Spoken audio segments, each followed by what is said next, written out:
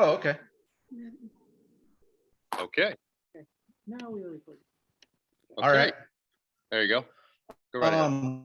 So our dream was to learn to sail and retire and sail around, and you know, the dream that's going around the internet. But right now we're working and we have a kid, and you know, all that's in the future. So a couple of steps we needed to do was first to learn how to spend some time on bigger boats, all of that sort of stuff. So we built this a couple of years ago. We had built the canoe, which you can see in the middle there. And then this summer we built the outriggers and the mast and the beams and assembled it all together and put it out into the water to see if it would float. So let's see if I can figure out how to go to the next one. There we go. So we put it on a little cart drove it down the runway into the water. And I had a friend that was visiting, was my roommate before I got married, and he'd taken some lessons before. So we had that was my supervision to get started with. And since it's Landon's canoe, him and his friend got to go out first to see if it would float, and they just paddled around a little bit with it and then brought it back. There's a picture of the day we were doing it on.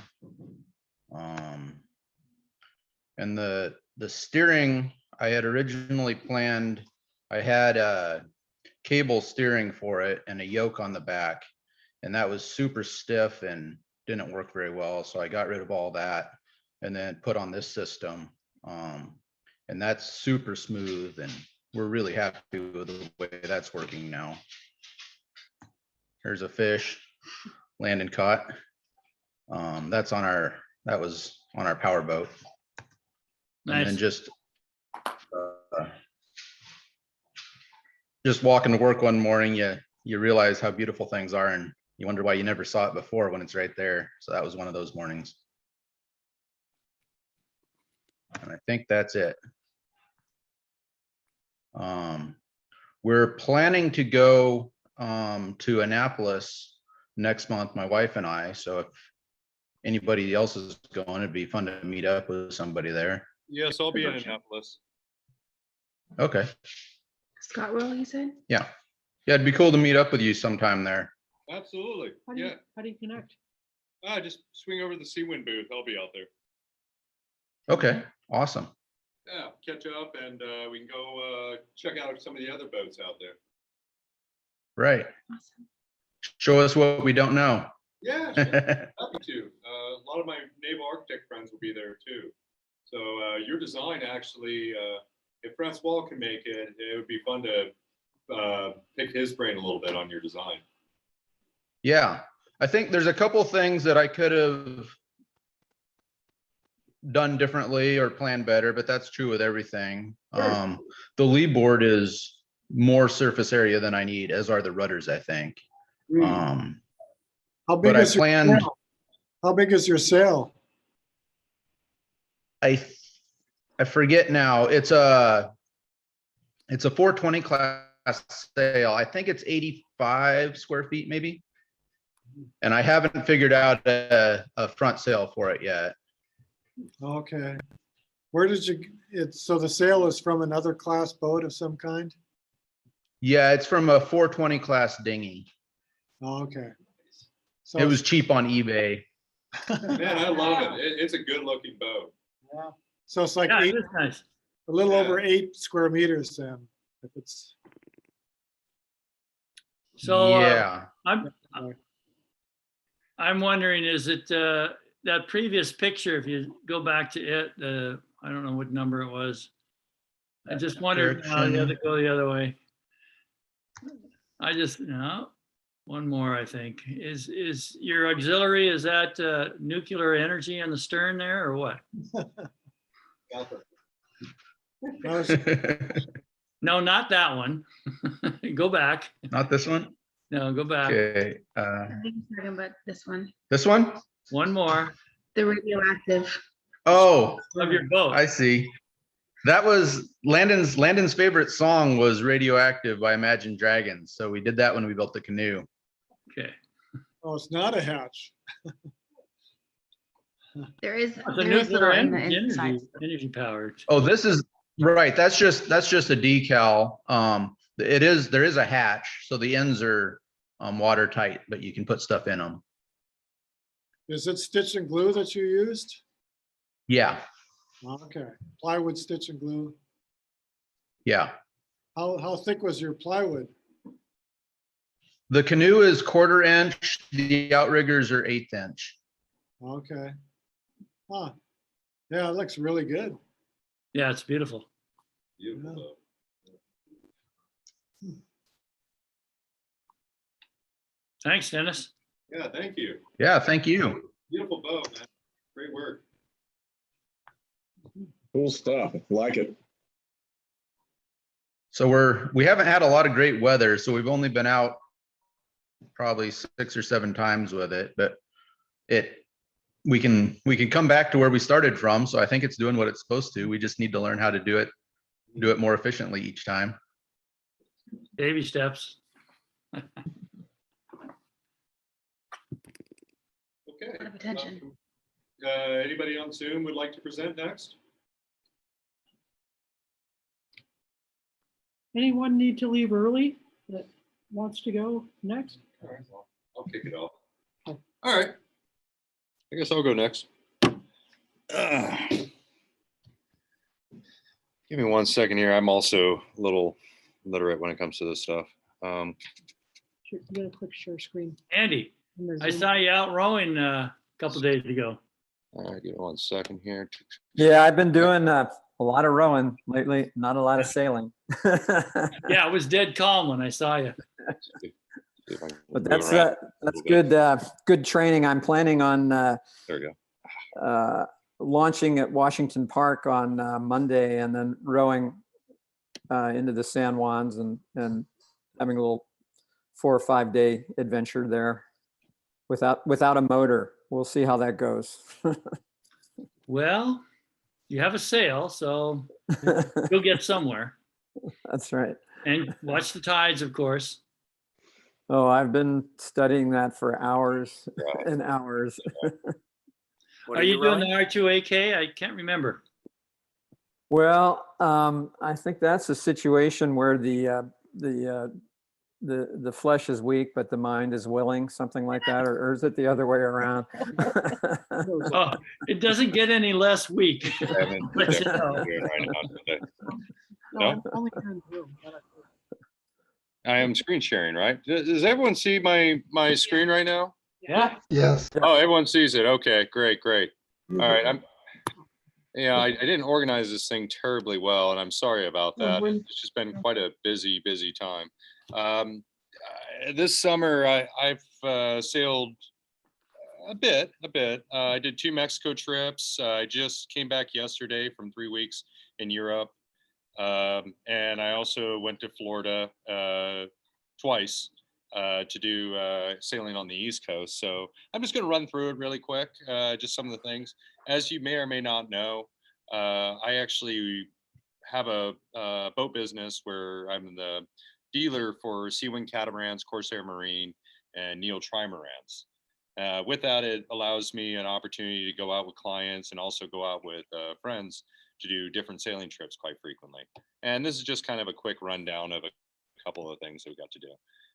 Starting off was a 42-foot Sea Wing catamaran. This is over in Puerto Vallarta. It was one of my clients. We commissioned the boat previously. 42-foot sailing vessel. He got it down the coast and wanted to get some lessons on it. So I jumped over there and gave him a hand. We went out and visited. One of our first stops was St. Patricia, which is just south, basically by Manzanilla, I believe, basically on your way to Zihuatanejo.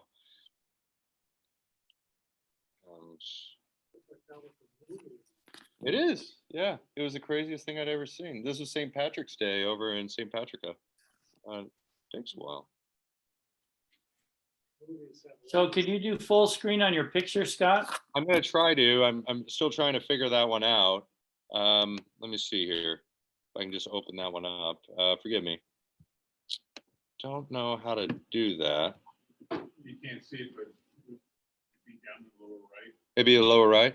I'm sorry. Give me 1 second, everyone. That's not critical, but if you Okay. can. The zoom on your projector and reduce the size of your projection so you can see the edges. Well, I'm sorry. What was that?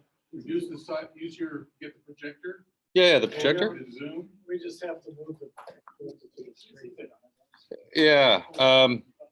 Anywho, yeah, we had some really great fishing out there. We also did a lot of free diving as well as spear fishing. Mexico all by itself is just a fantastic place to go if you haven't had the opportunity. Anchorage is very easy. A lot of coves that you can dump into with sandy bottoms. Makes it a very, very comfortable ride. Next trip we had, headed over to Miami for another 42 footer. Unloaded that over in Miami and spent the entire 14 hours motoring with a mast up through the ICW up to Stewart and Jupiter. From there, I ran into Billy and Sierra of Tula Endless Summer. That's us right there. We're currently working on building the Fairler system. Had some time doing that. It was a wonderful little spot to be able to do everything. As you can see, it was just a little green and rocky pasture. After we finished building the mast, a boom truck came, backed up right about to here, and was able to stab the mast for us. And then we made a U-turn and headed out into the water. I was very fortunate that Billy and Sierra decided to join me for the trip as well. And this is with Rob Wright, my business partner. We ended up heading out, sailing over to Georgia. It was Brunswick. On the way, catching Dorado. Yeah, had a wonderful time. And Can you go full screen? I'm trying to figure that out, man. I click on the photo and it doesn't. Is that better? There you go. Yeah, so there's the group right there. And yeah, there's Billy's catch, and he did this on a ham line, which was really cool. I never actually experienced that before, but he just did a bang up job. And one of the tricks that he did, so for anybody who ever wants to hand line, is he set the line down, but then he wrapped it around the winch a few times. So that way he was able to kind of ignore it. But as soon as you started hearing the clicking of the winch, you knew that you had a bite on.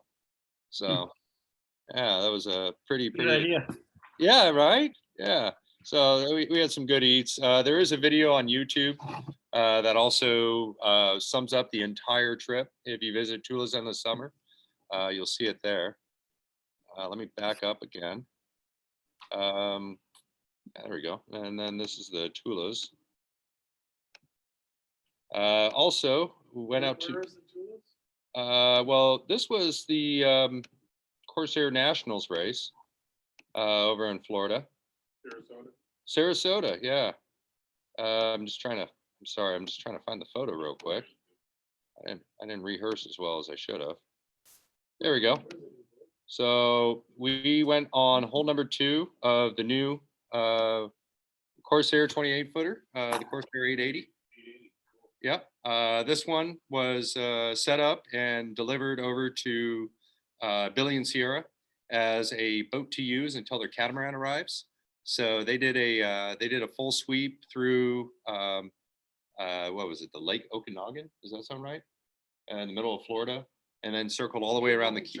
Okeechobee. And Corsair gave me a call and asked me to come down and do the race with them, as they were both a little nervous about doing this. There's also a video online summarizing the race. We ended up blowing up the Spinnaker, which yeah, that was a really, really good time. One of the things that really captured me while I was hanging out with the Sarasota Racing Squadron was the way that they flag. And what they use, I'm sorry, here they are. They're these little orange computer motorized buoys. So they have basically that little fish thruster that you put on the bow, and they were able to make set, and they could also have them stay stationary at certain locations. So the committee boat was able, using the application, to be able to set up the course as the winds would shift. So that way we always were going either, going into the wind at the beginning of every round. So you give it a GPS location Mm-hmm. and it was the buoy with the smart enough to go. Yeah, go yeah, sure would. If the wind shifted, you could just tell it to go to a different. Yeah. Yeah, there was a huge deal that if anybody hit it, that they would have to pay $5,000. So, but yeah, it was a really cool mechanic. And then there's a photo I have of the inside of it, because of course I was extremely flabbergasted by it. And that's pretty much all it's inside there. That's it. Just a little battery bank, GPS unit, and the motor. And they would set these down by the dock, and as the committee boat was going out, there was just a whole trail like little ducklings, all motoring independently behind them. Yeah, it was a really fascinating thing. They've had a lot of fun with this equipment, and it's really made the racing a lot more sporty, as they had put it.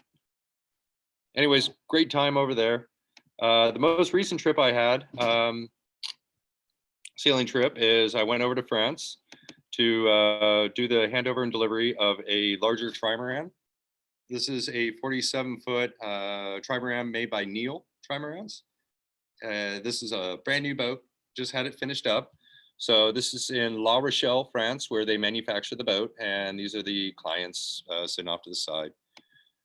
We ended up getting out and having some fun, a couple test sails, shaking down the vessel. Oops, sorry about this. But where the trip really kicked off was being able to hang out with a legend in the industry of naval architecture, Francois, who is the designer for the Corsair 880. He also designed the 760, the Pulse 600, and designed the new 1370 Sea-Wing catamaran. And he also works for ITA catamarans and a couple others. Now, the boat they're sitting on right now was probably the most fascinating thing I saw all year. He is building a trimaran, old school. So wood platform to the boat, and I'll get you some better photos of this. There's the main hull. And as you can see, they're in a traditional shipwright's office. This is in Lorient in France. And this is their first design, and they intend to make it into a kit boat using a lot of the base that was used for the Corsair 19-footer called the Pulse. Stitch and glue, what kind of? Yeah, stitch and glue. This was really fascinating, how they are mending the wood. Now they've redesigned this as well to make it a little bit more bulbous on the ends. So it offers a little bit more of a lock into place. Yeah, but that's how they're locking planks together. They were quite concerned about if they needed a glass around it. But after doing a lot of strenuous strengths tests, they found that this design is holding out just fine for the vessel.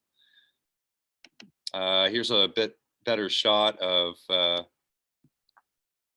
just overall the process.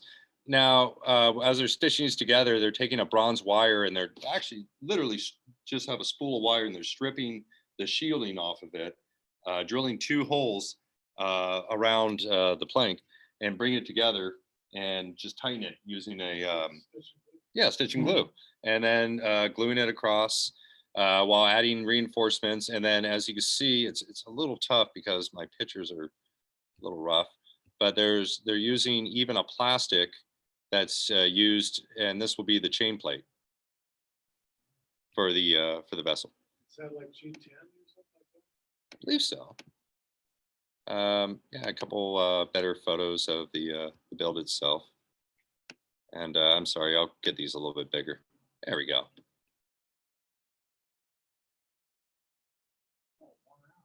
Yeah. And and here we go. So there's the stitch and glue right there. Now they're building a few different boats, but this was the only multi-hull that they were building, as this is hull number 1. And here's one of the yamas from the inside. And you can see the pegs right here. For now, the way that they're going to lash the amas over to the main hull is he wants to keep it very, very old school. So they're going to use a Dyneema lashing to be able to secure it with a dove groove that will be on the top of the ama itself. Yeah. Well, he just wants. They should be using like stainless tape or something like that. Yeah. Yeah. Now the coolest thing about this entire design is how they're going to be actually be glassing it. Now he's only going to be glassing the main hull all the way up to where I guess the gunnels or not where the gunnels stop, but all the way up to where the deck starts, and all of that's going to be beautiful wood finishing. But the fiberglass material that they're using is not going to be the plastic material that we all know. It's actually made from a woven paper. And the French have been, as Francois was telling me, we spent 7 days together. I got to stay at his family's house over on the islands and everything. That the French are starting to become extremely disappointed with the design and build of their boats, as they believe that as much as they want to be proactive towards the benefit of the world, that they're creating this plastic that can't be recycled, it can't be burnt, it can't be demolished in any sort of very fine way. It has to essentially be chainsawed out and stuffed into a landfill. So with that, there's a lot of new approaches towards different materials and different ways of building boats that are going to be a little heavier. They're going to be a bit more expensive, but ultimately it's the bigger goal of being able to provide something that could ultimately be recycled. So this is one of his steps forward. He's independently funding this build with the shipwright who was in the initial photo with Francois. And their idea is to make this a kit boat that will be available to purchase the plans and be able to build your own boat at home using nothing more than, quite simple materials and a single bay garage. What are they gonna use for the matrix? What did I just do? To replace the epoxy. Well, unfortunately, they haven't been able to find a way to figure out a way to replace the epoxy yet, but I'm sorry. I think I just lost everyone here. You're,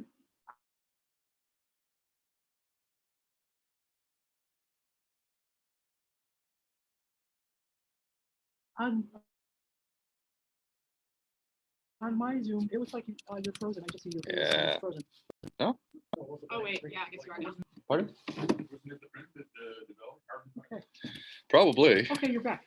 I know they have certainly been using a heck of it. I used to work for Beneteau, and they have three factory lines that are pumping out about every 4 hours. So, just so you know how much stuff they're putting out there, and that doesn't even put together lagoon and their motor yacht side. That's just their sailboat side. Okay. Looks like 2020 didn't bother them too much. Yeah. Oh, I want to mention Francois was our speaker earlier in this year. That's right. Yep. Francois was our guest speaker. He was the individual who was presenting the 880, which was one of his designs, which I fortunately have been able to spend a bit of time with. Yeah. And the Multihull website, before the website was taken away by Google, we had links there to every presentation, including Francois's and including Joe and Sue's. And anyway, those presentations are still out there. We just, yeah, and we just don't have a convenient link to it on our website yet. But I suppose that's a feature we'll want. Right. The French food. Yeah. There we go. They're on YouTube. We have a YouTube channel, and I was able to find it. It was not easy, but I was able to get it. Now, this is a design that he's been perfecting for the last 5 years. I'm sorry it's a little far away. It's a 28-footer catamaran with mini keels, 2 carbon fiber cross members, large trampoline. We had the opportunity to go out and sail on this boat with about 18 knots of wind pointing, single reef. And we had an AMA out of the water, and we didn't have any way to necessarily calculate our speed, but yeah, we were definitely cooking. Now, this is a new design that is available for purchase. It's going to come in at about 140, 128 to 140, depending on what kind of sails you equip it with. We can't see it in the room. Oh, you can't see it in the room? Oh, how is that happening? I'm not sure. Oh, I'm sorry. Hold on, guys. Are you still connected to the projector? I guess you are. Well, it's showing some other photos. Yeah. Yeah, I'm sorry, everybody. Hold on a second. No, I think we are seeing, because the Zoom is showing. Zoom showing it? Zoom's showing it. Oh, okay. But why isn't the projector showing it? I don't know. Is it a different page? Oh, well, hold on. This is our first time doing this one, so. You're sharing a different screen than what you're looking at. Oh. Well, You're sharing a different window. oh. Well, So you're showing it on Zoom. I think isn't that the Zoom session right there? Yeah, yeah, and So that's what you're everybody- sharing. everybody's seen that. Mhm. So we're good. Yeah. I don't understand why that's Well, we want happening. to see it we want to see it on the big Yeah, screen. we want to see it on the big screen. Yeah. Yeah. In the room. I don't know how to do that. Okay, Well, let's you have ignore the multiple big- windows. open. That's not as critical. Yeah. Yeah, I do. As long as the Zoom is working. There you go. No. That's weird. All right. Well, I'm quitting the photos now. Because I saw you switching around. How about that? Here we go. Does that work better? Yes. All right. And I still see it on Zoom. All right, cool. All right, so Right here. oh, that just made it so much harder. The Zoom is- So is that a try or a cat? It's a catamaran.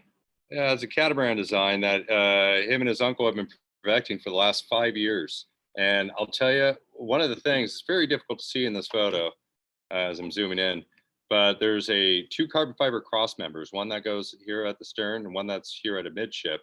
And at the midship, that is where all the lines lead. And they have 2 winches there, rope bags sitting right underneath it. And it is such a cool boat. Yeah, I'm hoping that we can make a bit of money with this boat out here in the US. What's its length? So you're a dealer with this boat? Yeah, I'm going to be representing this vessel here in the US. I love it. The platform, the design is incredible.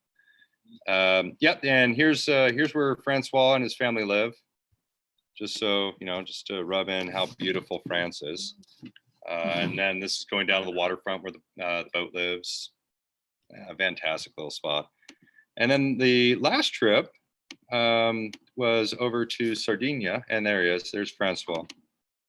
So wonderful guy. If you ever get an opportunity to meet him, he's just fantastic. Very, very sweet, very intelligent, and he's quite a celebrity in France in the boat builders industry. He's really got it dialed in. All right, and the last trip, I guess, was Italy.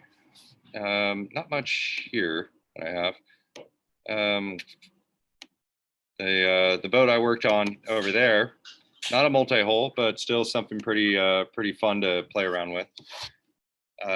It's a charter boat that I was asked to come and do some inspections on the tanks. So I headed over to Sardinia and took care of that, did some surfing while I was there. And we went out and finally got the sails on. These are wood masts, single spreader. And yeah, not a bad design. Just big and heavy. And ultimately just a bunch of fun. Let's see, is there It's like anything? a schooner rig. Yeah, great calamari, of course. I mean, that's what they're known for. And yeah, I guess that's about it for my presentation side of things. Thank you, Scott. Yeah, hey, you're welcome.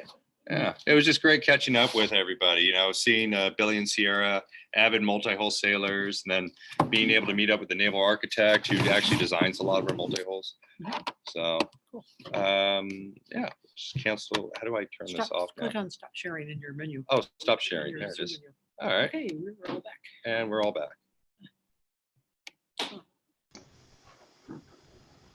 So who brought photos here? Anyone else? This is Jonathan. I'll go. All right, great. Hey, Jonathan, how's things with you? Things are okay. Thank you. All right, I'm on my phone here. So give me 1 second. I don't know what I did here. I don't know what I did. I could try unplugging it and plugging it back in again. You mean the monitor?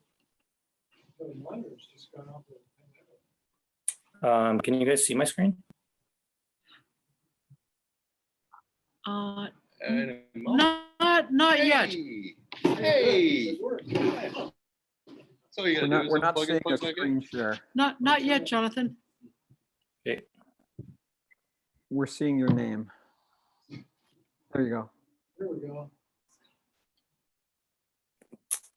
All right. So those of you that know me, know I have an F24 Trimaran, and the bad news is that it has not touched the water this year. I did get a new toy though, a new member of the Northwest Multihull fleet. It is this little catamaran right here. This is a cross cat. It's a rowable, it's a rowing and sailing multi-sport catamaran. It's two HDPE hulls filled with foam, aluminum cross beams, and a steel center rail for the mat that holds the mast, and the rowing seat, sliding seat, and foot stretcher. This is my friend David on Susha Island, Labor Day weekend. So my 14-year-old son and I hitched a ride with him on his Sundowner 30 tug right here. That's the crosscat on top of the pilot house. So we hitched a ride from La Conner up to Susha on Saturday. And on Sunday, we took the crosscat around Susha Island, rowing. There wasn't any wind. As you can see, the water's dead calm. My son is, this picture is learning how to row. So it took us, let's see, took a little break here at Ewing Cove. My son brought his book with him for the whole trip. So for a lot of it, he was sitting and reading while I was rowing us around the island. It was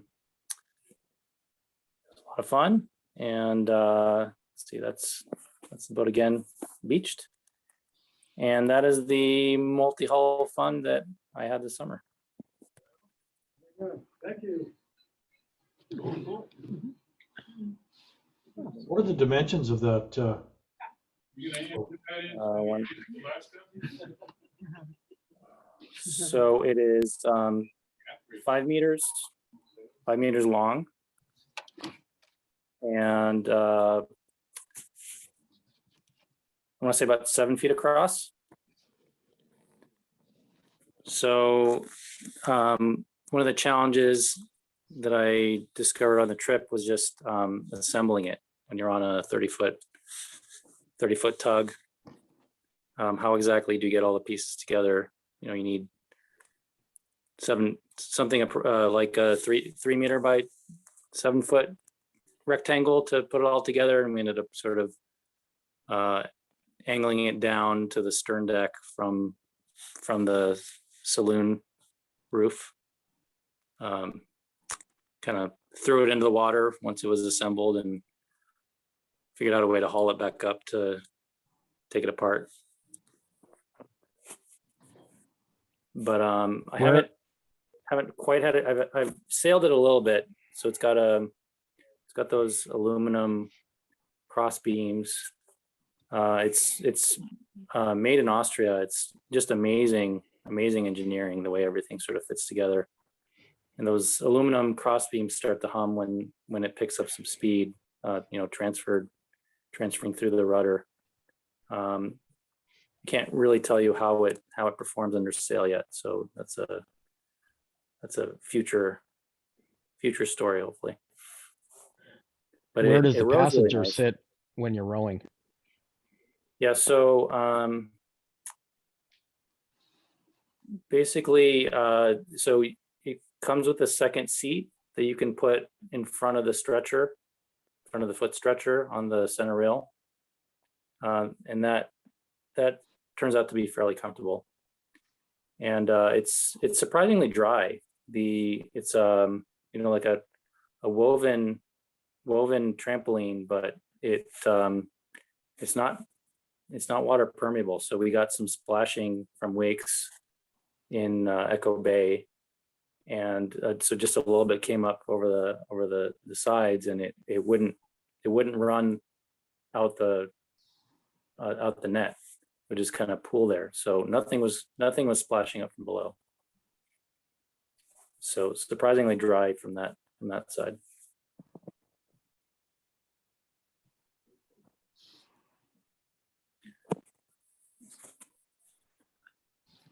And the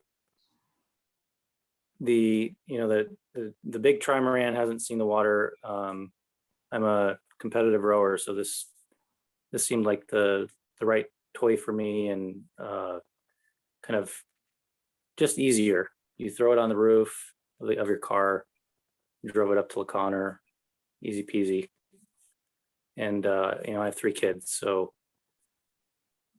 spending a lot of time getting a boat ready for sailing doesn't really work. So this is really nice how easy it is to transport and put together. Again, just amazing engineering, the way everything works, and the way that you can row it or sail it.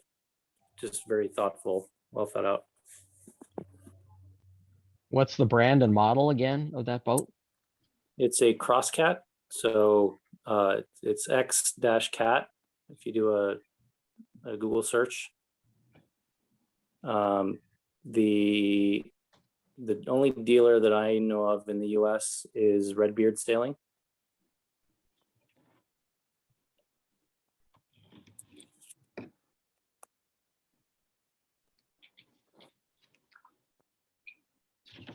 All right. Thank you, bud. Yeah, that was interesting. Yeah, cool catch. Looks Yep. like a lot of fun for you and your family. Yep.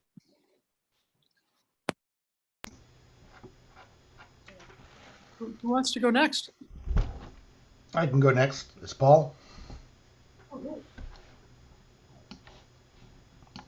Hello, can you hear me? Yeah, Paul, Yeah. sounds good. Oh, all right. Yeah, I just have some snapshots. Oh. Just give me a second to pull those up.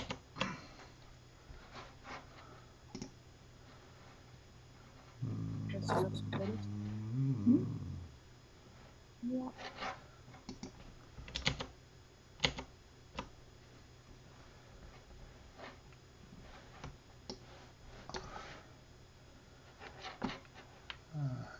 Yep.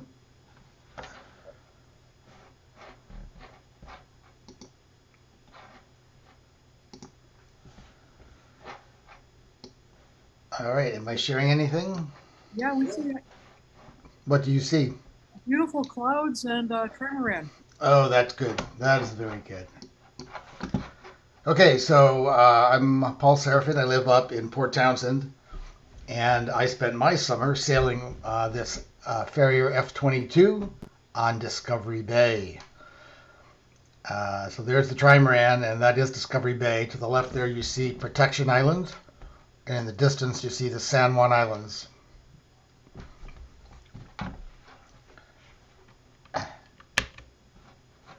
All right. So I just thought I'd show you some pictures because this is an actual Farrier factory built F22, which is a very rare beast these days, but they do exist.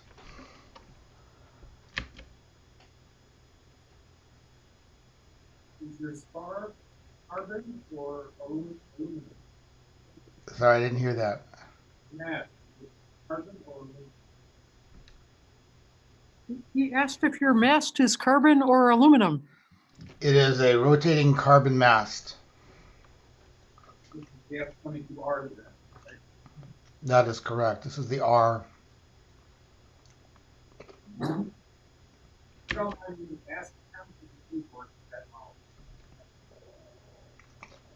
I didn't catch that.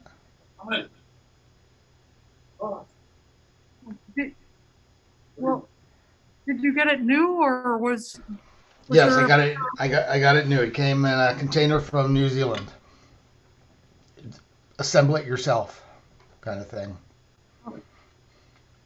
yeah, John was wondering what those go for. Well, now today they don't go at all. You know that Ferry Marine New Zealand has been sold off to a company on the east coast of the United States who has not yet produced a boat. So it would be speculation as to say what they would go for. But this boat, with a full set of sails, pretty much a high percentage of the options went in the low hundreds. But with a trailer, shipping and everything, tax.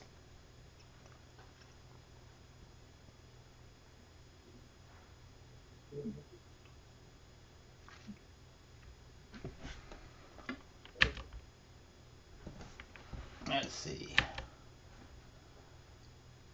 The picture of the same boat.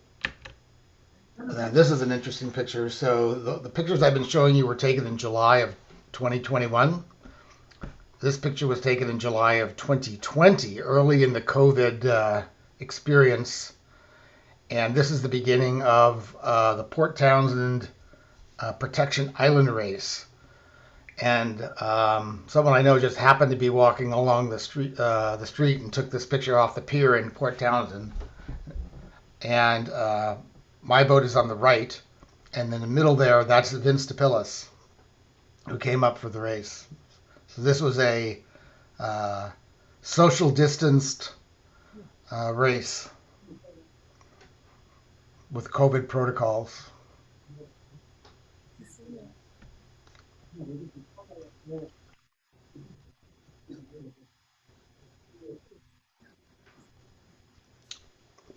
Okay, those are my snapshots. That's what I did. Very nice. Looks like fun. Hey, Paul, Yeah. how much did you pay for the mast? I beg your pardon? That carbon mast, what are its dimensions? How tall is it? It's 35 feet tall. Well, 35 foot 6 inch. It's a 10 meter. Yes. Do you Wait, know how much you paid for it? How much did I pay for it? Yeah. I'm not quite sure because the way it was sold is you ordered a mast and then there was a carbon upgrade price. I'm going to guess 10 grand? Yeah, I would say probably a bit more than 10 grand for sure. Okay. Thank you much. Yep. That's a Southern Spars mast. Spars, like Southern in Australia spars or New Zealand? New Zealand. Okay. Very good. The reason I'm asking is I have a Corsair Pulse 600. Okay. I wanted to go carbon. I'm looking around.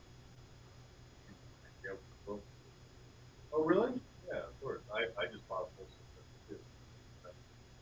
Myself. You gonna pedal that up to Alaska? No, I think we're gonna use Francois' new boat. Catamaran. Yeah, we can collapse and fit it all in.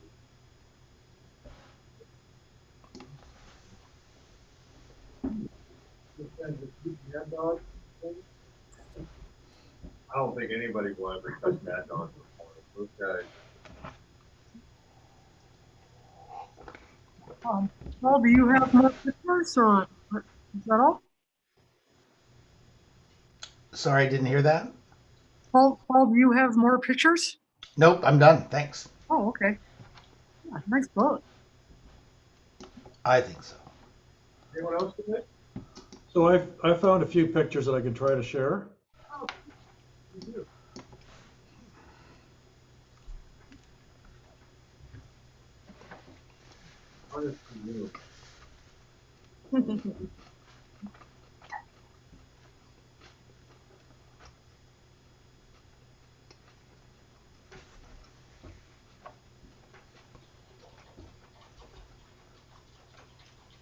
So can you see that? Yeah.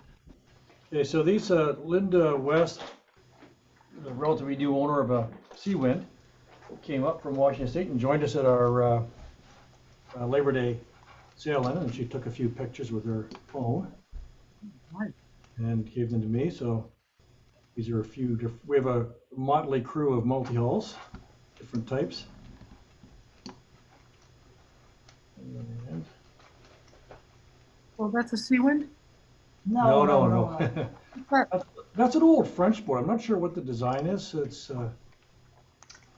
quite a probably 30-year-old boat. A few of us multi-hulls around here in the anchorage. We're the green boat. We're the green boat. Yeah, that's We us. are a multi. That's a catamaran, power catamaran. And that one was one of our members designed and built it in Australia and sailed it up. Well, I sailed a lot of places, but he ended up back in BC. Home design.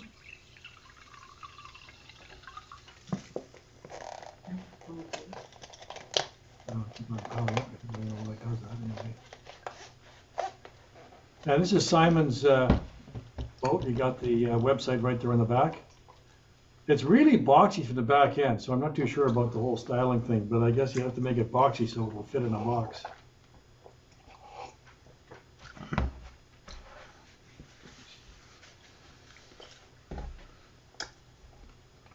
This is a F31 or F9A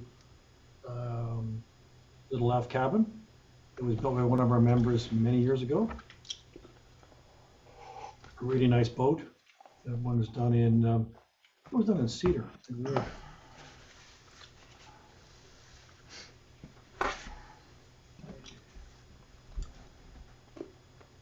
This is during our race where people were, after an hour and a half of racing, they were neck and neck. Very exciting. You can see how much, we actually had wind there. You'd almost fill the sails. There's Simon's boat from the side. Again, rather boxy. It actually looks not too bad, but at certain angles, looks pretty boxy. So the hulls are very narrow, and you can see them standing there inside the hulls, between the hull and the central cabin. And it seems to work quite well. Everything's really accessible on the deck. The winches are all at right by the helm. Everything's led back nicely. So pretty nice setup. And where's the ship? Or is this And they're this was they're parking those ships all over the place. all over the Gulf Islands. The Gulf Islands. Oh. So that's People are complaining. that was in Plumper Sound. I think we had two of them there. Yeah, I've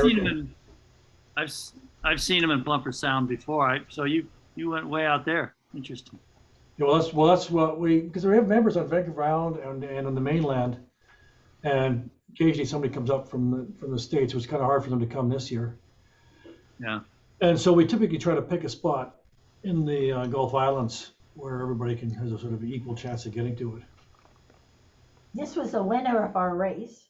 Yeah, it's a F27, and man, in late airs, those boats do really well. He's also a really good sailor. That's Greg Keel.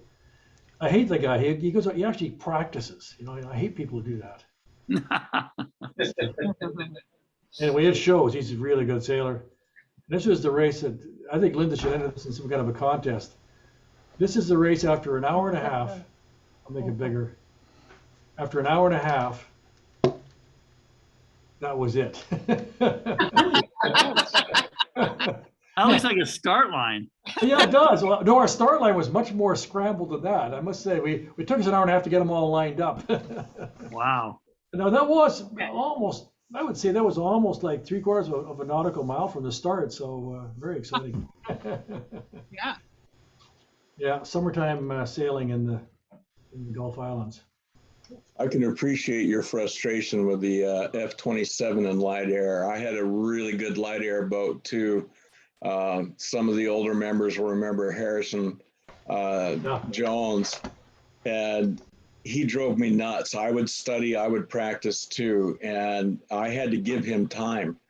And he was my nemesis. We were buddies before and after the race, and absolute, I won't say it online, but we were total dicks to everybody, to each other once the start line went. That's racing. That's racing. But that's amazing. You guys were. That's a cool shot. Yeah. Yeah, it really is. I notice is no two boats the same there. There's Bad Kitty. That's the one that I crew on back there. So yeah, Bad Kitty's been out. This is it. This is the first time really in the 2 years. So I've forgotten how to sail. It comes back pretty quick though. Yeah, anyway, now I got. Looks like Bad Kitty has a pretty commanding lead there, though. I would say. Yeah, totally. It turned out that was the right side to be on because we were all trying to get down more where the freighter was. So we did okay, but we should because we're the scratch boat in the race. So we haven't given Whisper Dave here, Simon's boat. We haven't given it a rating yet, but I think we need more than 1 knot of wind before we can assess its real rating. For the club race, it was just a fun race, so we just come up with some BS numbers and make sure somebody wins. It's all fun. Well, back here, close all these things off. And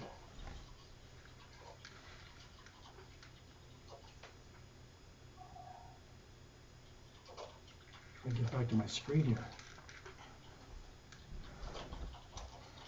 Sorry about that.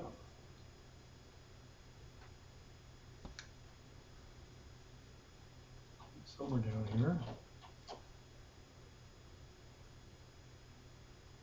Get my screen back for some reason. Help, help. Did somebody kick me off? Or that. We still see your screen. I know, I'm trying to get rid of it. Oh, you gotta click stop sharing in your Zoom menu. Yeah, I can't get to stop sharing. Yeah, it's just like here. I don't know. Well, maybe if I share my screen, maybe. Or I'll- I will. All right, is he finished? Yes. Yeah. Oh, Okay. yeah. You want to go next? Just Yeah. okay. Yeah. Okay. Are you going to? I am. Sean's here, so I could okay, good job. share my screen. Okay. Yeah. So there's Sean on the right. He's on this call somewhere. He's in California working, but this is our Corsair 31 we bought in October 19 and put in the water March 2020. We spent a lot of time with our new baby working on it and playing on it ourselves. And so this summer was really about getting some friends out and hanging out with other club members. So we got to do a lot of that. This is here at our slip in Tacoma at Hyena Marina. And let's see, I need to figure out how to navigate here. John's either got a bad knee or he's serious. Oh yeah, he wears knee pads. Yeah, he's serious. He's serious about protecting his knees. This is over on Lake Chelan. I took a trip over to Ginnie Jo's in Leavenworth, and we went to Chelan to put her. I helped her launch her boat for a couple days. Her new baby, her F-27 rehab. That's rehab, yeah. On Lake Chelan. Her parents live on the lake. Her dad came down, and her husband came out, and her girls were with us as well. He looks like that guy that's on what's the A Star Is Born. What's the singer with I forget his name. He's an actor. Anyway, go on. Okay. Bradley Cooper. Yeah. Okay, so I'm back in Tacoma now, taking some friends out, my girlfriend and her kiddos. Oh, what happened there? Button too fast. Yeah. So I was, they were paying attention to the kiddos, so I was relying on autopilot. When I was out with Ginny in Lake Chelan, I found out I was going to be working soon, so I was taking advantage of my time off, taking friends out before I had to go back to work. Yeah. Oh, my mom said, "Will you take my friend out?" And I said, "Oh, okay, sure. I'm going to invite my friends." We had a girls' day. That was a hoot. And I think I must be working now because now Shaun's with me. But I swear, Commencement Bay is a sun pocket. It's just so beautiful every time we go out there, and the wind funnels in the bay, and I only worry about too much wind.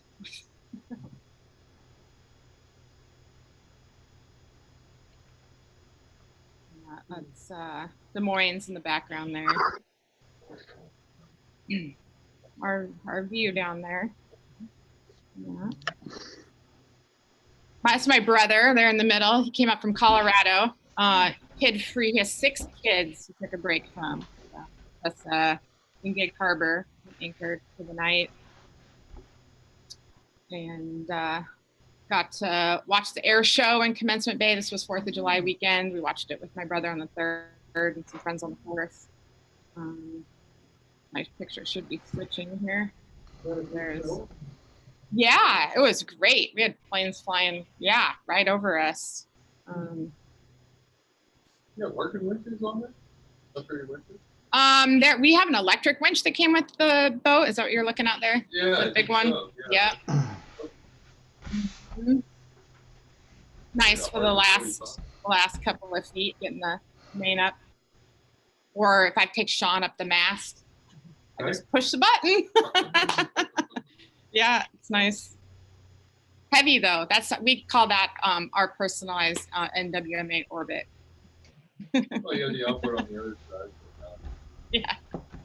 My wife is jealous of your electric winch. Oh yeah. Yeah, it's really nice.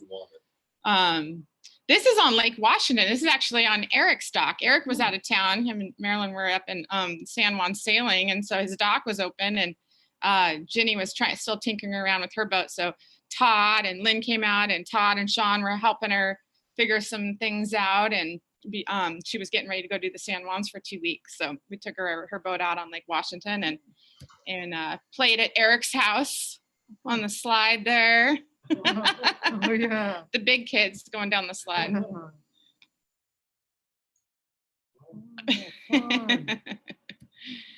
It was a hot day, so we had to take a dip before we went. Glad the weather was good.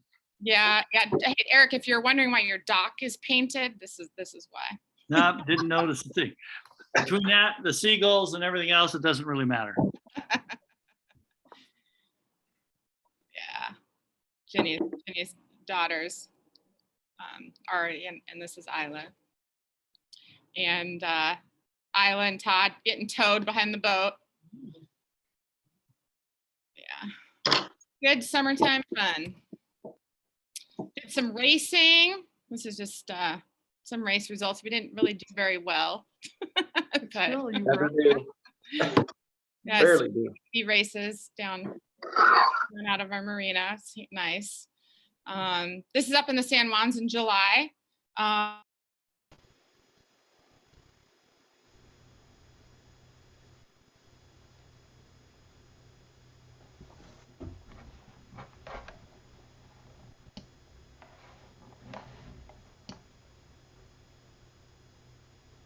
I've lost the audio here somehow. I don't hear anything either. It's showing that she's muted.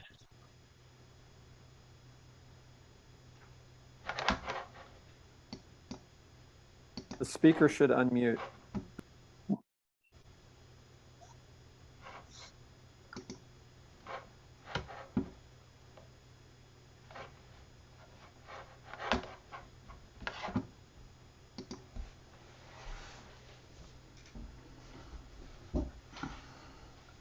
Okay, nobody, sorry guys, we had technical difficulties and I just realized that nobody could hear us. Oh, we Having gotta technical unmute. difficulties. You're I muted. just did Oh, good. unmute, yeah. Okay. But I also don't have, I need to turn on my volume too. Yeah, that would be nice. Weird. Well, you're back now.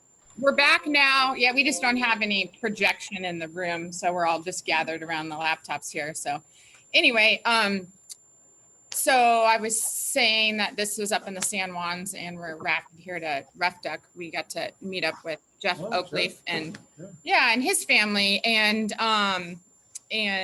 rendezvoused for a couple days with them, which was a lot of fun. Met them in Friday Harbor, went over to, I think, Park Bay is the name of it on the other, on Shaw, right across from Friday Harbor. I think that's where that picture is. This is on Susha, taken from his dad's crawler. Yeah, Shallow Bay was one of the bays I had stayed with Shaun, so that was nice. I think we might have a converter. I'll try to find it. Oh, it's right here. No. No, it's just for, And, you know, of course, did some racing.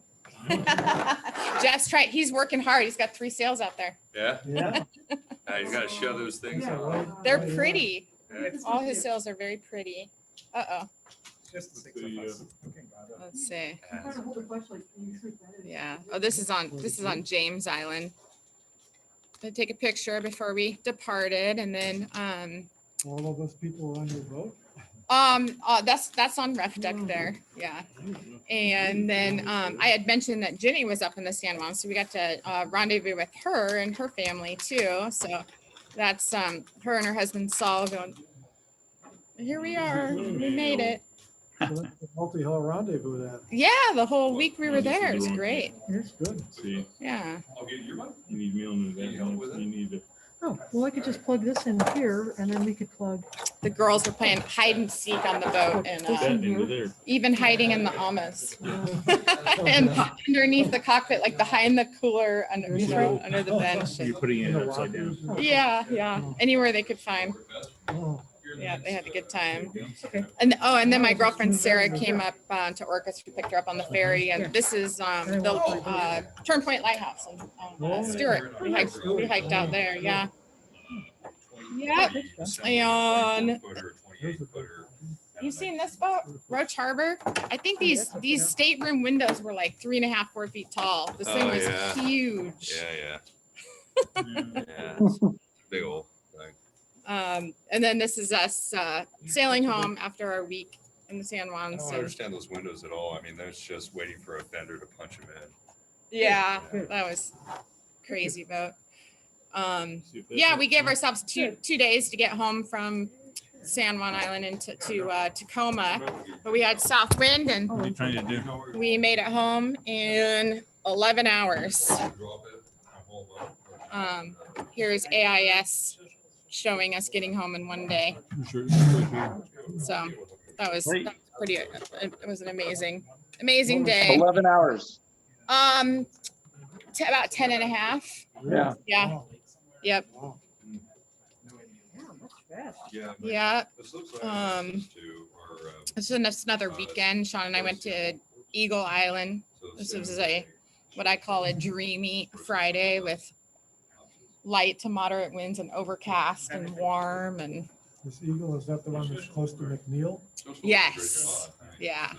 Yep. That side of McNeil? Yeah, that's exactly where that is. That's where this picture is. Yeah, from Eagle Island. And then the next day we went up to Fern Cove on Vashon, and Jeff was out. He's got him and his family have a cabin there. Oh, nice. Yeah. Who's the other boat? Is that yours? That's Rough Duck. Yeah, us there on the right and Rough Duck. Yeah. So that's from Rough Duck's a 33. his beach there. And then turned around and went back to Tacoma and picked up friends on Sunday. So it was like we were gone for a week on vacation, off for 2 days, and then turned around and sailed 6 days in a row. Yeah, three nights after work. You guys did a lot of sailing. Yeah, we did a lot of sailing. Wednesday night racing, there was this one boat called Flash. Flash. Thank you, Sean. This guy, he's like, I see you guys out here all the time. My girlfriend lives over on Reston Way by the Silver Cloud. And we see out here all the time. It's so great to see you guys enjoying your boat all the time. And he also mentioned he painted our bottom this winter when we had our boat out of the water. So, yep. So that was our summer. Nice, Jess. Thanks. Yeah, you're welcome. Oh, yeah. You've got to reboot the computer. That's it. Yeah. Well, there's not that many people here. We can just keep gathering Let's keep the around. Zoom going. Yeah. Yeah. So anybody on Zoom have any photos? We should get a. Oh, Harold was going to show some photos, but I have some too. Okay, well, you should do that, and then I'll get him hooked up. Okay. To. I'm going to use this audio if Yeah. it's close enough. Yep, I think it's good. Okay. Can you all hear me okay? Yep. Yep. All right. Well, yeah, so Mark and I went to Alaska this year. And Okay, well, if you we- can check into the spars there. we were in Sitka and Juneau and a lot of other places. Last time I was up in But Multihulls, let's see, maybe I'll turn the. Yeah. Oh. Can you deal with that? It's all over. I don't know how to keep that upright. Okay, so yeah, we have some Alaska pictures. So I'm gonna share my screen and show some of those. Okay. All right. Well, can you see this picture? We can see a bunch of pictures. Oh, okay. All right, I gotta do the share screen differently. Let me try again. You're not sharing your screen. Oh, sure. Do you have a computer? That's Do this the right way. Okay, there it is. All right. Yeah. Okay. So this is a dry suit.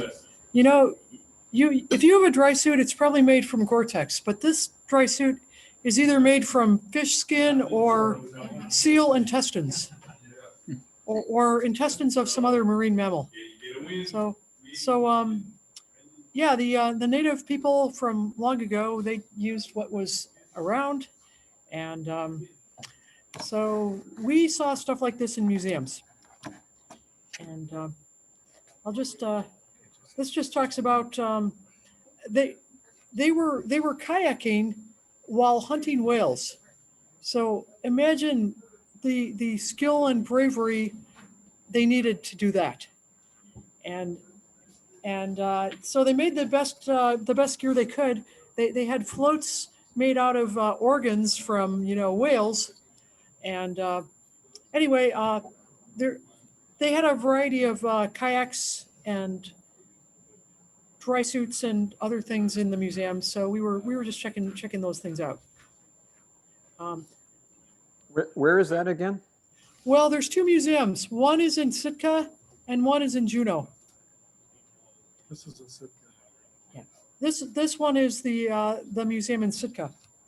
And the names of the museums, the one in Sitka is called the Sheldon Jackson Museum, and it's right downtown. And the one in Juneau is also right downtown, and that one's called the Alaska State Museum.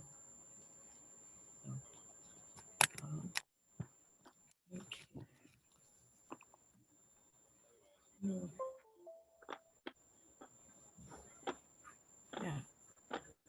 So here's some gloves. The ones on the right are obviously made of fish skin, and it says the ones on the left are made from seal skin. Here are some sunglasses to prevent snow blindness. I guess they're looking through those little slits.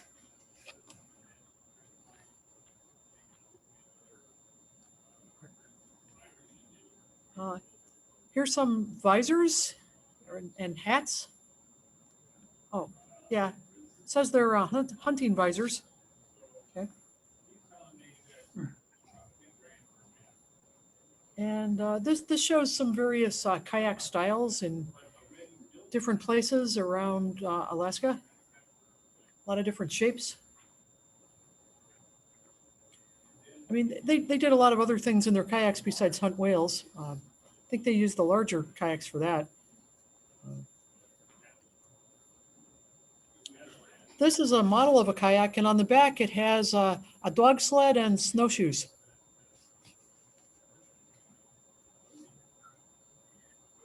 Oh yeah, yeah. It says the umiak was made from walrus hide. More kayaks and canoes. Yeah. Okay. Yeah, it says that some of them were capable of carrying more than a dozen people. Oh, and they hunted caribou with these too. How do they do that?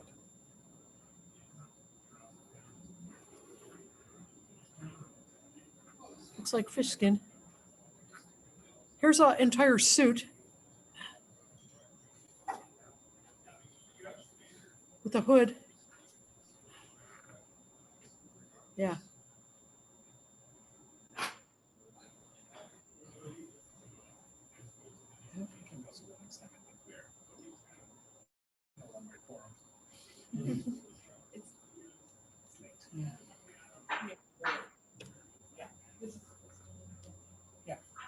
So these are intestines that were sewed together. It kind of looks like a puffy jacket from today. That's fur.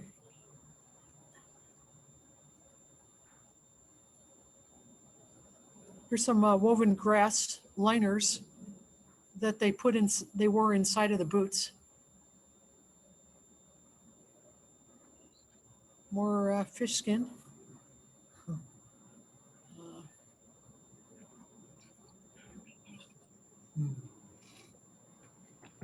And here they're inflating seal guts.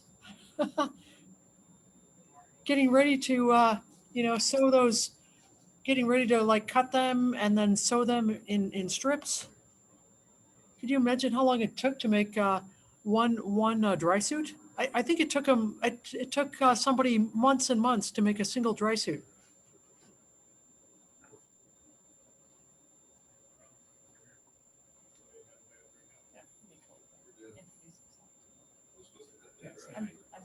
That looks kind of nice with the stripes, you know? Yeah, I think we're all out. Different colors.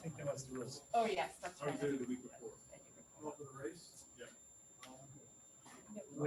So if you get up to Sitka or Juneau, definitely go in the museums.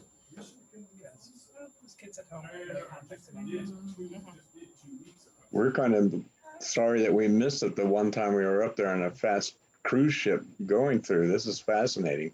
Those had to be highly prized, I imagine. Oh, yeah.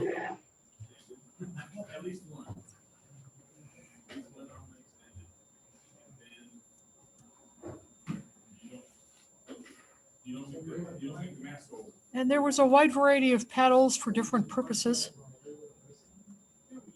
Here's some more sunglasses. So the Juneau and the Sitka museums had some similar things.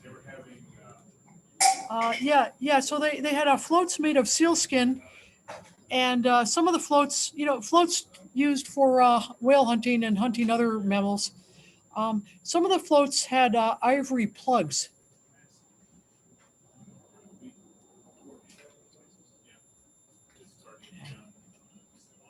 Yeah, it says this jacket's made of seal intestines, and then it has some ornamentation on it. Yeah, they hunted walruses too. Some boots. Mucklucks. Here's a big one-piece suit.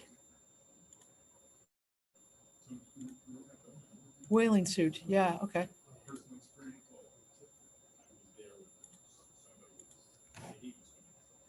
A boat with a skin on the outside. Frame. Different kayaks around the entire pole, different kayak styles.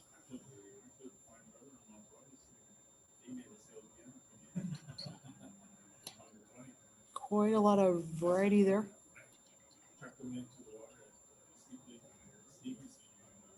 Okay.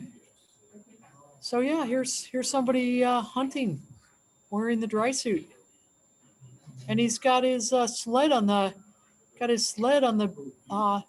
stern.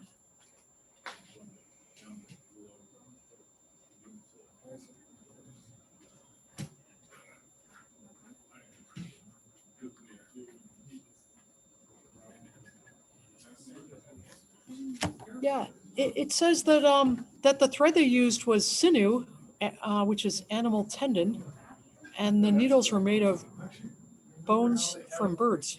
So anyway, that's all the pictures I have. So I'll stop sharing.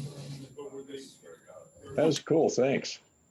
Yeah, you really appreciate how thousands of years of study by human beings can produce some amazing things with what they have on hand.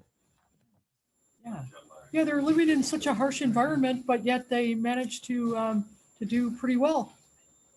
Succeed at hunting and fishing, and in the north, they had plainer clothing, not as much ornamentation, and then in the areas where it was easier to make a living, then they had more time to make their clothing fancier. So, yeah, it was more utilitarian in the north. Yeah.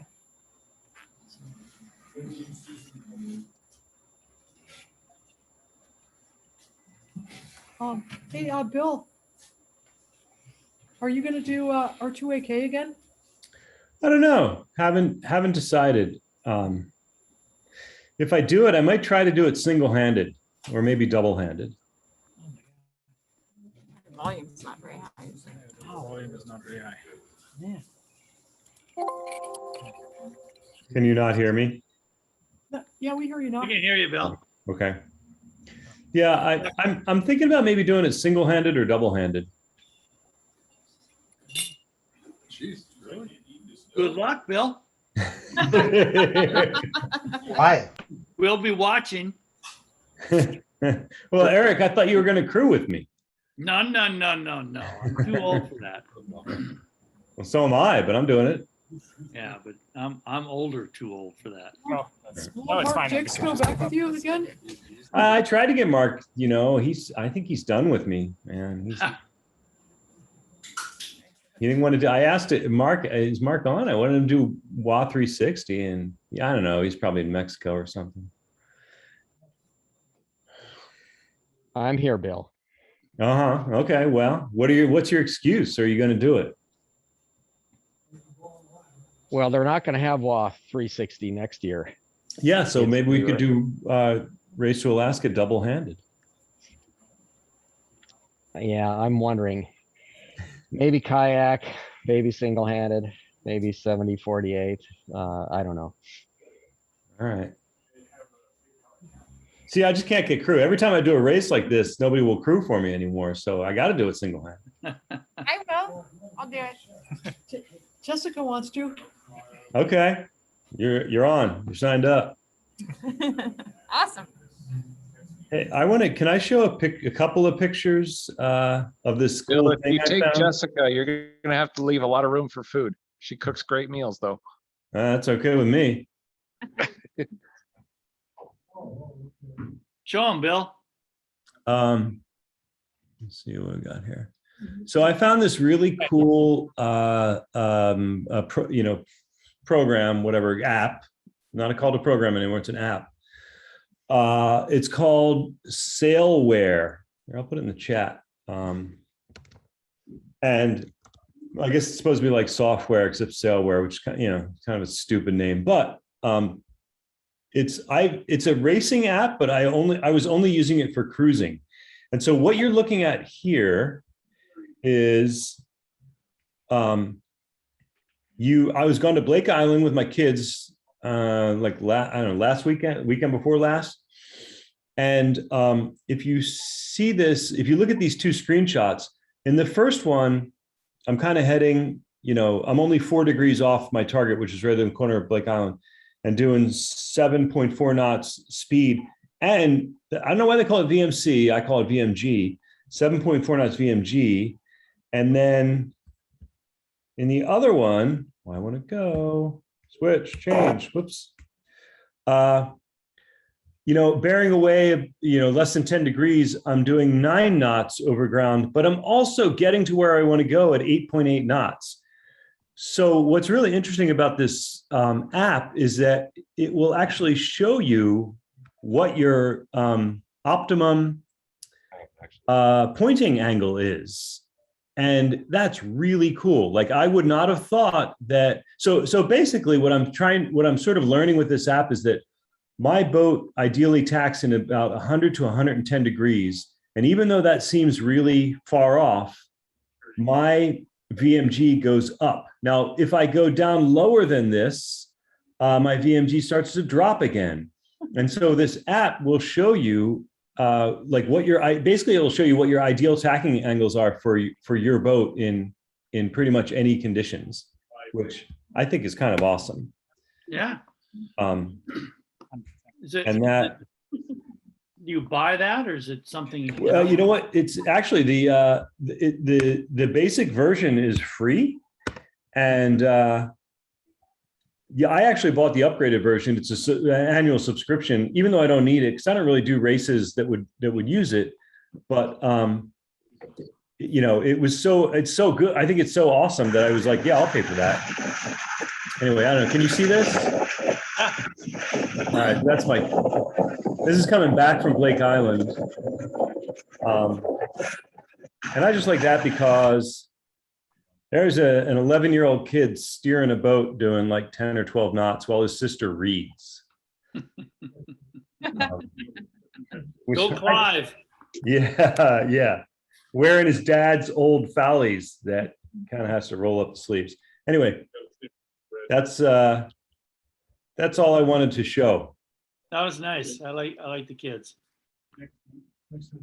Yeah, we had some good trips this summer. You may not know me. I'm Harold. I am new here. It's the first time I'm here. Welcome. Since you're all showing pictures, I took my phone and pulled a few up, and Jessica allowed me to use her computer to show them to you guys. So to say hi, let me just see if I can. Share the screen. Yeah, just where's the screen share? The green share here. Screen here. Yep. There. Share. Let me just see if I can pull those up in larger scale. So that's us. We're coming up from the Bay Area. So that's a few pictures from our F28 down in the Bay Area. Is that Alameda? That is actually Sausalito, I think. Oh, okay. It may be Alameda, but so the name it's of been a your while. boat, Flying Fish? The Flying Fish is the name of the boat, yeah. Cool. So that's the kids looking for the hole in the bottom of the sea. That's that's a dinghy. Nice. Yeah, that's also anchoring somewhere in the bay. That's the morning. Yeah, that's the boat. So we're here now. The boat is currently perched under a bunch of trees in Woodinville, still trying to find a place to get its feet wet. Hasn't been in the water since February, hasn't been in the water up here. That's us playing with our neighbor from, we used to be in the Berkeley Marina, and that's the dock neighbor. It's an F22, and we sailed out a few times, so that's him over there. Have you checked Shoal, the dry storage lot? It has come up a few times tonight already, so I will. Okay. So we moved up here in February, and then whoever followed the housing situation up here in the first half of the year, we got a little busy finding a place to stay, and the boat had to wait. And so now it's fixing up the house because it's in less than ideal conditions at this point. So the boat still has to wait a little bit, but we're here now, and we'll probably be sailing. Hopefully in spring, we'll be ready to sail. Awesome. That's the boat in Oregon, halfway through, coming up here. And that is our boating this year on a little lake out in Woodinville. So the big boat has to wait, but the dinghies are in the water. Yeah, that works. So yeah. Cool. Hello. Yeah. Well, thanks. Thanks for showing us. How old are your kids? So she's 8, and the big one is 11. Oh, okay. Stop share. Looks like they like being on boats. For like as long as they can be active. It's Oh, like yeah. you can't go sailing and have them sit in the boat for 3 hours going somewhere. That doesn't work. Sure. Yeah, But, that's things to do. as long as like you go to an anchorage for an hour and Yeah. then they are okay. Oh, sure. Yeah. Well, so, so Your kids are about the age. Your kids are about the age of Ginnie Jo's kids. Looks like. Yeah. You're welcome. Yep. Andrew, what's going on with you? Not too much. After a fun but not quite successful WA 360, just been doing a lot of day sailing out of Des Moines. A lot of single-handed recently, just trying to get things dialed in. So it's been a lot of fun, but I think a lot of you know we have a Seawind 24, and it's a very 1980s manual boat. So it's one of those that takes my full attention just trying to sail. So unfortunately, I don't have many or any good photos from the second half of the summer, but it's been a lot of fun. Good. Next year, take pictures. I don't know, WA 360, when we were doing it, I think we were averaging 1 hour of sleep a day. So it was pretty rough. Yeah, Andrew, we were getting probably 3, and we actually anchored or moored every night with our mainsail up. We never took our mainsail down. That's how little wind there was. Yeah. Just in case the wind came up, you could. That's right. Just drop that mooring and go. Nice. Didn't happen though. And I think some folks know, but yeah, we started out with 3 crew for WA 360. We lost one after the first day. It was pretty rough, and we had a boom hit to the head. And then we were trying to double hand it. We made it all the way south through the squall where there's way too much wind and then no wind. Made it back up, and but we got to Blake Island and going north. And unfortunately, at that point, we had lost all of our human propulsion. We had taken the rowing stations off when we dropped down to 2 people because we couldn't row straight with only 1 person out there. And then we destroyed our pedal drive, which we, because of the lack of wind, had been relying on for far more hours than we expected. Let's put it that way. So we destroyed the shaft on that, and unfortunately, we decided it probably wasn't the smartest idea to try going through Deception Pass completely sleep deprived and with no human propulsion option at all. So we decided it was an awesome experience, and definitely recommend it if anyone's thinking about, well, they're not doing WA 360, but if you one of the other races this coming year, I definitely recommend it. And we'll see what next year looks like. Wow, thanks for the report. First time I had heard all that. Yeah, I'll have to dig up what I have. I know I think the other teams did a better job at a email race report. We'll delinquent on that. I should try and pull that together. Yeah. Well, and Connie was working really hard because she did the 70-48 right before the last. Yes, the other 2 folks on the boat, Connie and Mike Walsh, both did 70-48 ahead of time. So they were already a little tired coming into it, but no, it was a lot of fun. Yeah, good. I'm glad you had fun. Sorry to hear it wasn't more successful. That's okay. We We're were only. watching. I was one of those tracker junkies following everybody. Oh yeah. Procrastinating. Trying to get more. So I will point out at one point we were actually pulling ahead very slowly in front of Narwhal when there was one of those no wind days. But then of course they picked it up and completely whipped us, and we didn't do a great job sailing upwind when there was any. So.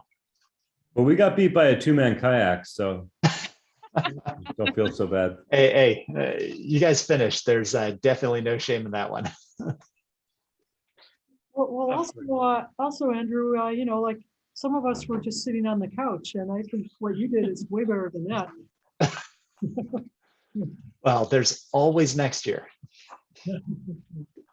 What kind of speeds could you comfortably sustain under human power? 2 knots, and that was pushing it. We could get a little bit higher. We ended up when we were in the South Sound. We were trying, forgetting the name of the island, just south of the penitentiary. But we were trying to go and get to, there's this, I think Eagle Island, it might be. Real small island with a couple mooring buoys. We just wanted to tie up for a couple of hours. And the current was against us at a couple of knots, and we just spent like 2 hours trying to inch forward. It was pretty painful. Wow. But pedal drives were definitely the way to go. We decided the rowing stations were both completely ineffective and also just painful to use. Well, we talked to Rough Duck, and they, I don't know if you noticed their boat, they had a ducted fan that was heated forward. Sure. And they actually went really good until their transmission broke. So he's going to, the problem was that the shaft that was like a spring that they could turn wanted to go one way, the propeller wanted to go the other way. And so they had to have the shaft go the wrong way, and then it broke. So yeah, next year they're gonna, I think he's gonna 3D print a propeller that's the right way, and that's plan. Nice. Yeah, no, we had a flexible shaft as well, and it worked great, and it was easier to integrate on the boat until we ended up destroying it. Oh, did it go the wrong way too, or something? I think it was more that it just wanted to move a lot, and so we ended up kind of stripping the end off of it. And unfortunately, it was custom made in Canada, and there wasn't any way we were going to get another one without like 4 or 5 days of waiting, and wasn't really something we could build on the spot. Yeah, that's part of the story.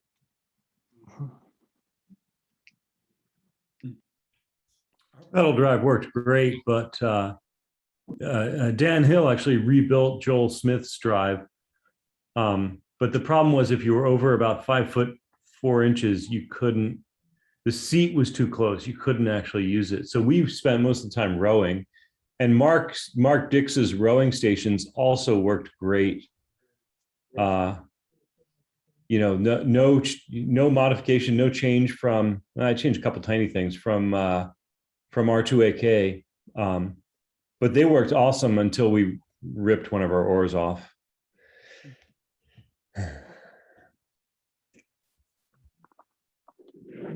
Oh, well. Yeah, you know. I only intended to record the presentations when people are putting pictures. Maybe I should stop recording now. Hope you don't mind. I can always edit it. If you stop recording now, I can show some photos. Oh, okay. Deal. Would you prefer that? No, let's see your vote.